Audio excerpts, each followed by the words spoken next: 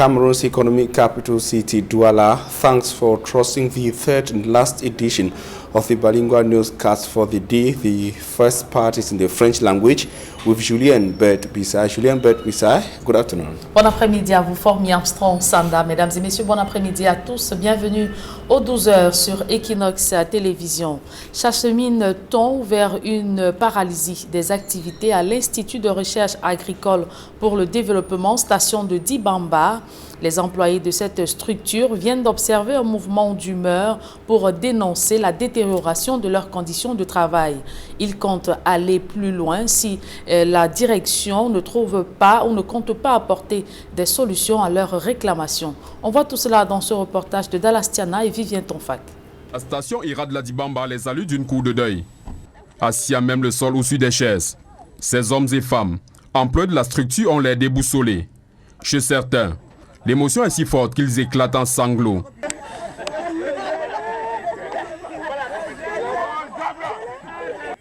Personne n'est décédé, mais de cette façon, ils expriment leur ras-le-bol, suite à la profonde détérioration de leurs conditions de travail. Nous sommes très mécontents.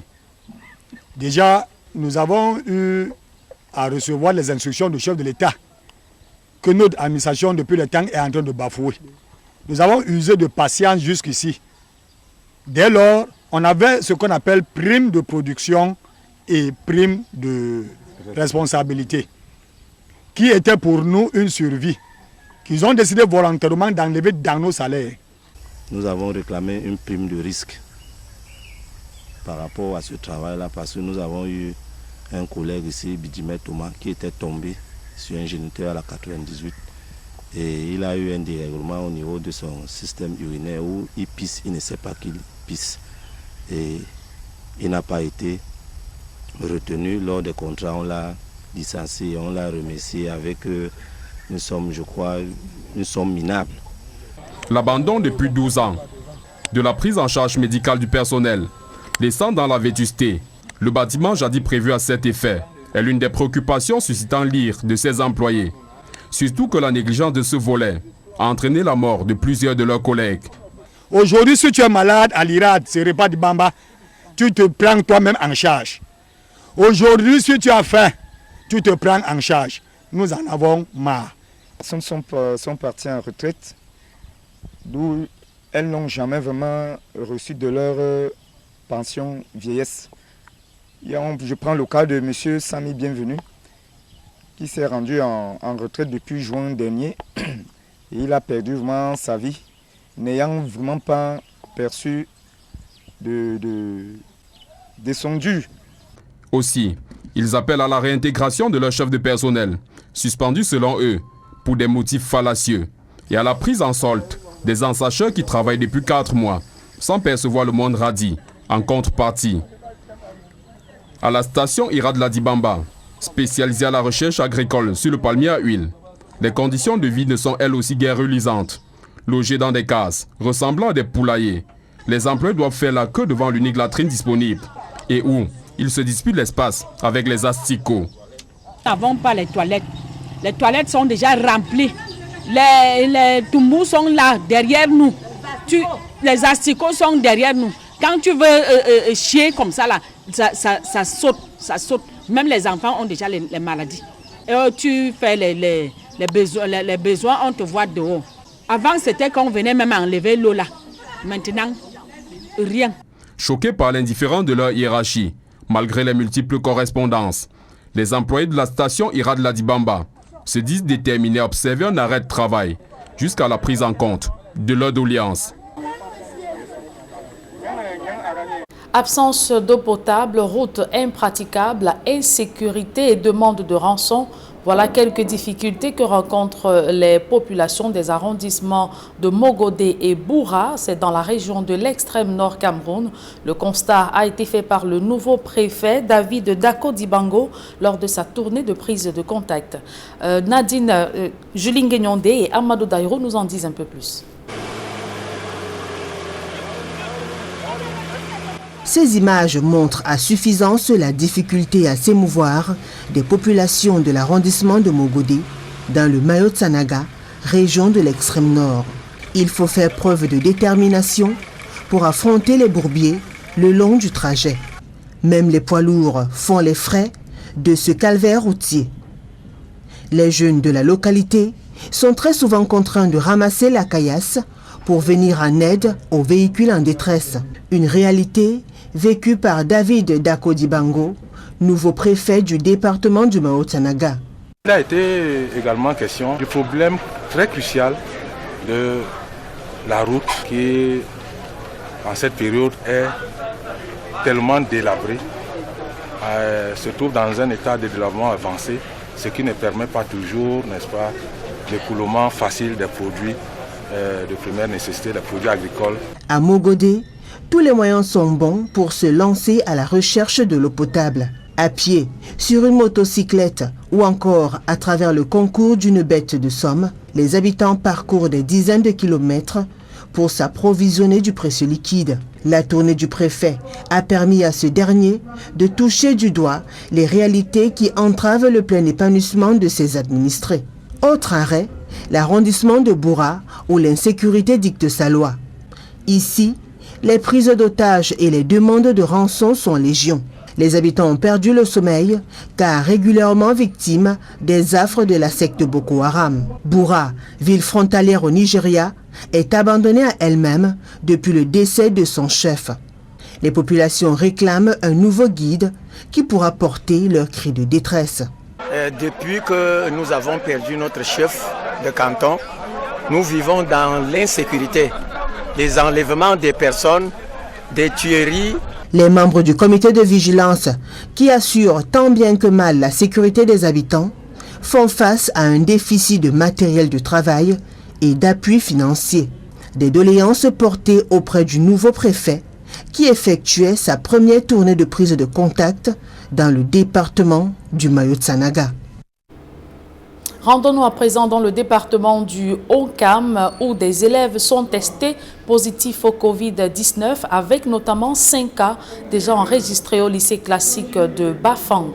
La résurgence de la maladie à coronavirus suscite la mobilisation des autorités administratives, sanitaires et traditionnelles qui initient des campagnes de sensibilisation auprès des populations. Andingagnou, Sylvestre Zangao.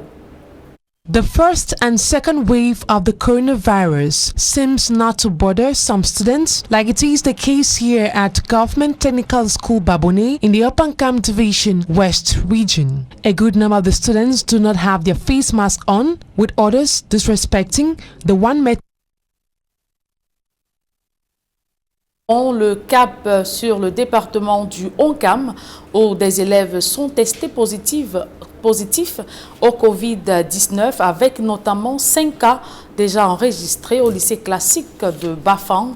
La résurgence de la maladie à coronavirus dans ce département suscite ou a poussé les autorités administratives, sanitaires et traditionnelles à mobiliser ou à sensibiliser, à initier des sensibilisations auprès des populations. D'autres précisions dans ce reportage de Andy Gagnon et Sylvestre Zangao. Sans masque de protection, les uns près des autres, ces élèves semblent ne pas se soucier de la présence du coronavirus. Nous sommes à Babone, dans le département du Haut-Cam. Ici comme ailleurs, l'observation des mesures barrières est abandonnée. Résultat des courses, des cas de contamination se multiplient. Le 9 mars 2021, 5 élèves du lycée classique de Bafang ont été testés positifs au coronavirus. La situation d'ores et déjà préoccupante a amené le préfet du département à organiser une réunion pour faire le point. Une situation qui nécessite une prise de conscience, affirme le chef des districts de santé du département. Nous avons près de 5300 cas testés, 70 cas positifs. Mais ce qui est à noter, effectivement, c'est que pendant environ 9 mois, nous avons eu 42 cas en 2020, mais seulement de mi-janvier à mi-mars, soit 2 mois, nous avons déjà plus de la moitié de tous les cas de 2020. Soit 28 cas. Et le même nombre de décès, ce qui fait que le taux de létalité est au-dessus de celui de 2020. Luc Ndongo, le préfet du Haut-Cam, sensibilise les populations de son unité de commandement sur l'urgence de renouer avec les mesures barrières. Je lance un vibrant appel à ces forces vives. Elles se sont manifestées lors de la première vague. Maintenant, un appel plus vibrant encore leur est lancé pour qu'elles viennent nous aider à arrêter la propagation de cette pandémie dans notre département. Selon le chef des districts de santé, parmi les 70 cas testés positifs au coronavirus, entre le 22 janvier et le 9 mars 2021, figurent 9 personnels de santé et l'on dénombre globalement 4 décès dus au coronavirus dans le département du Honkam. Et la résurgence de la maladie à coronavirus est également observée dans le département du Mungo. Et face à la montée fulgurante des chiffres, le sous-préfet de Nkonsamba 1er est également descendu sur le terrain en vue de sensibiliser les populations. D'autres précisions dans ce reportage de Cyril Ndiemba et Cédric Nting. La ville de Nkonsamba dans le département du Mungo. Depuis la survenue de la deuxième vague de contamination au coronavirus, on enregistre un relâchement inquiétant dans le respect des mesures barrières. Un constat qui a forcé Daouda Oumarou, sous-préfet de Nkonsamba 1er, à effectuer une descente sur le terrain afin de s'enquérir de la situation. Et pour lui, le constat est sans appel. Faites respecter les mesures gouvernementales. Vous êtes payé par l'État pour appliquer les mesures gouvernementales. Vous admettez les élèves qui ne portent pas le cache-nez, mais ce n'est pas sérieux. Vous venez exposer, mettre en danger celui qui s'est protégé. Ici, par exemple, à l'école publique inclusive de Nkonsamba 1er, ce sont des salles de classe remplies d'élèves sans aucune protection qui frappent à première vue le sous-préfet.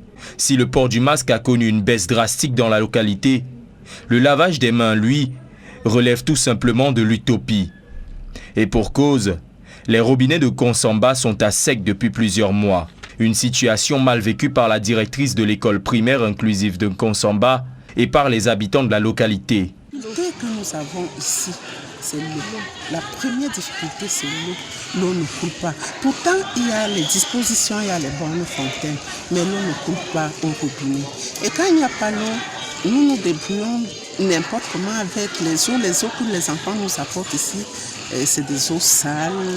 Et puis, du coup, on ne peut pas être en sécurité par rapport au coronavirus. Je crois plus que les gens respectent les mesures barrières en Nkonsamba.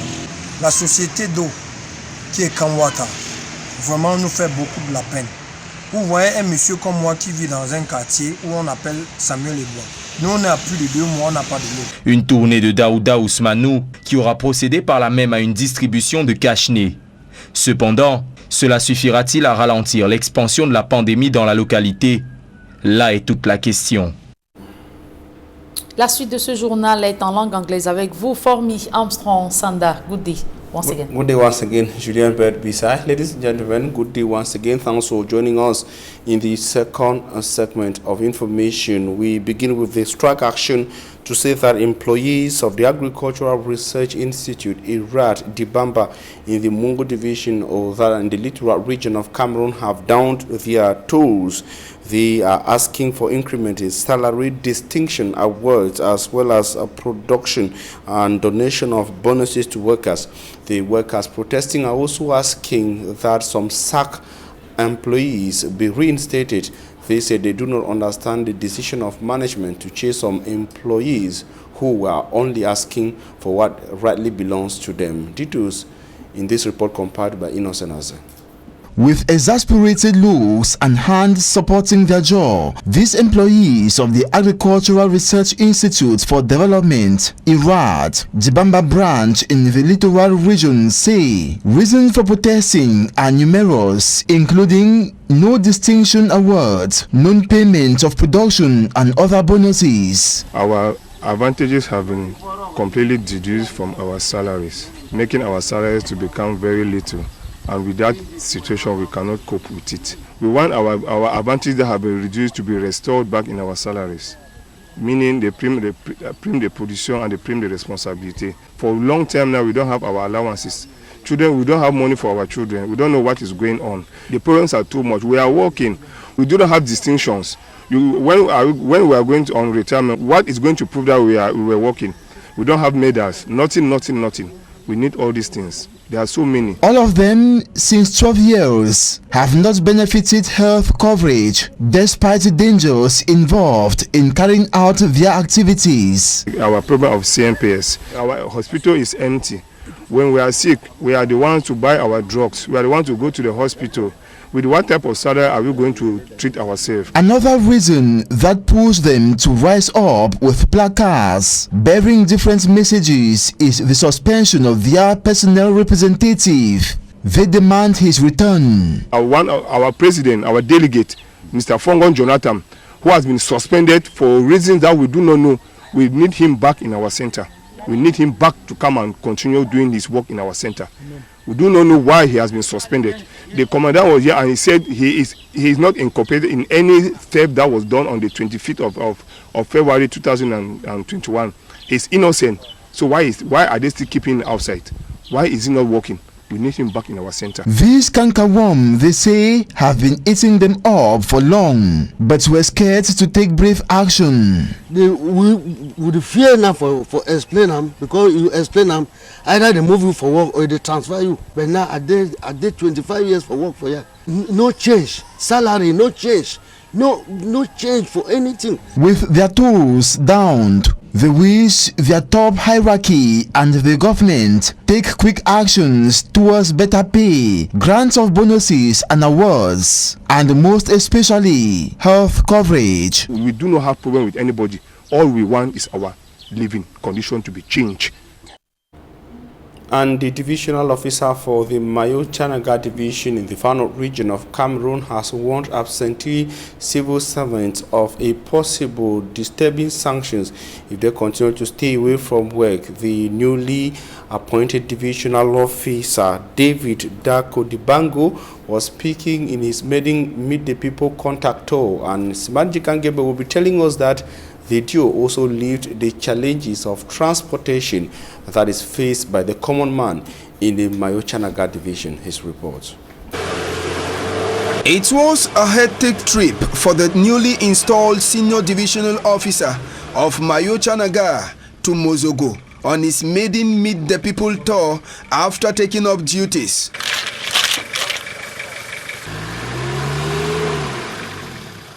David Dako Dibango went through the same pains and sufferings the population have been witnessing on a stretch of road whose construction work have been abandoned for the past 7 years.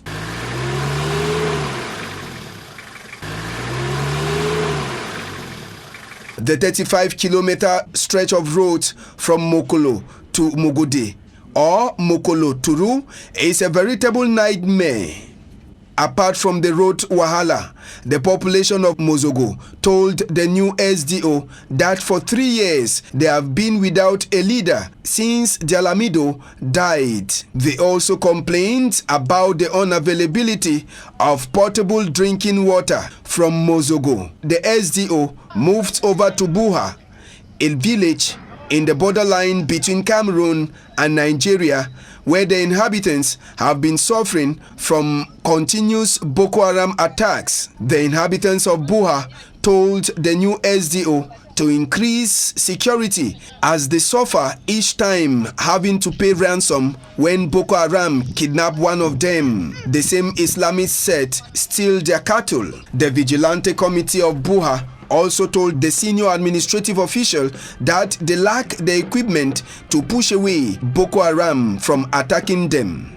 The SDO made this general appraisal after his first 2 stopover. We have taken some measures to ask the population and the elite of the place that they should put in place some conditions of the population to have a good life of their children and to fight against the insecurity which are taking much place in this unit. Concerning the different problems faced by the 2 villages he visited, the SDO gave firm instructions to the divisional officers of the locality. We have asked the DO to make sure that all the persons who are doing that kind of activity should be arrested and give to the forces of law in order that they should be bring to the justice. The senior divisional officer is expected to continue his Meet the People tour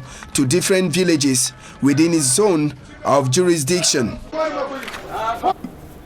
And the rise in cyber criminality has increasingly made finding a house in Buea, chieftain of the southwest region of Cameroon, very difficult. Most of the people who come new to Buea have in large numbers fallen victims to cyber criminals in attempts to find accommodation. In the following report, our correspondent in the southwest regional chieftain, Derek Jato, went to speak with some Buea city inhabitants who outlined what they expect from the municipal officials and also senior administrative officials. His report. An afternoon in the southwest region. And Buea, the regional capital, is a reflection of the city alive. So you have a house in Buea. And today we are looking at the tenant, the landlord, and the gap in between. Yes. Someone will just take pictures somewhere and come and publish online that is giving houses for rent. And at the end of the day, you send money, the house you see is not the one, the real one that is listed online. So making it very difficult. Cyber criminality is very high when you're looking for a house. Victims are too many here in Buea. The streets of this city are flooded with information on papers and cards, announcing houses available for rent to potential tenants. Some are carrying directives, and others are just bare. Mr. Sebastian Fonley Collier Ambiance Patu is a landlord. Where they take money, they not be landlord, they not be caretaker. But the issue is, he says a lot of bad guys are in the city, and some even go as far as negotiating and taking money for properties that are not theirs. Caretaker and the same time landlord. Some money can say, some money can show say be caretaker or be landlord for the house. He pay money for a advance. He is on receipt where the receipt don't get, and not get no title. So me advise all people that when they come for Buea, in that Buea, buy even land, buy rent house. Say no, we want pay money for some money into concern house or land. Ask fine, ask even tenant, ask the next neighbor. And Giberita Ajogo has been too careful, though she is paying a price. Looking for a house, I'm not yet find one, but I hope to find one. So for how long have you been searching for a house now? Going to close 3 weeks now. Actually depending on the kind of accommodation. The people here want the government to sanitize this city. Yeah, so the government should look for ways to fight this cyber criminality, which is a daily routine here. And as a response, some real estate agencies drawn from Bamenda, Limbe and Buea are stepping in. First, with education. Many people might not know exactly what real estate agents and agencies do. One of the main things that these agents do is they provide properties to customers who are coming from far and wide to be able to settle in. Also, people who want to buy landed properties, who want to buy houses, can go through real estate agents. The real estate agents will get to talk to the landlords, ascertain the authenticity of the property, because sometimes it could have been sold to multiple people. Meeting recently in Buea, these real estate members call on the population to stop this ill in the society. So we want to bring that by just doing the right thing. To them, real estate agencies should be given a chance to occupy the space in between the landlords, their properties, and their potential tenant.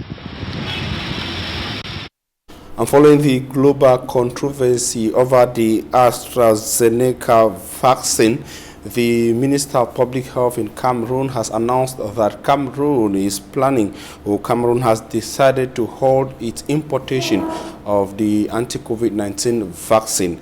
But just before the announcement of Dr. Manahuda Malashi, Cameroonians were curious, monitoring the events surrounding AstraZeneca across the globe, especially with some countries in Europe which have so far decided to hold the use of AstraZeneca. Charles Ekome tells us more in the following report. Since the announcement made by the Minister of Public Health in Cameroon on the choice of the AstraZeneca vaccine in the fight against the plaguing coronavirus pandemic, Cameroonians have been keenly monitoring and observing the global controversies around the vaccine. Because this growing COVID-19 pandemic has affected the entire globe by altering lives, as Cameroon now records 601 deaths as a result of this pandemic. Cameroonians have put to question the effectiveness of the AstraZeneca vaccine due to the fact that more than a dozen countries, mostly in Europe, have suspended the use of the AstraZeneca COVID-19 vaccine over fears the shot may have some recipients to develop blood clots. Sweden and Latvia became the latest nations to halt the rollout following moves by Germany, Italy, France, Spain, Denmark, Norway, and the Netherlands, among others. While investigation is ongoing, the European Medicines Agency remains of the view that the benefits of the AstraZeneca vaccine in preventing COVID-19 outweighs the risks of possible side effects. The European Medicines Agency, EMA, Europe's medicines regulator, will meet on Thursday to discuss the information gathered to decide whether the vaccine contributed to the thromboembolic events in those inoculated. In a recent tweet, Cameroon Minister of Public Health makes it clear that he has submitted the problems concerning the side effects of the AstraZeneca vaccine to the Scientific Council, NITAG, for advice. However, reassurances appears to have done little to calm doubts in the minds of Cameroonians who are patiently waiting to see the next move of their government in the fight against the coronavirus pandemic.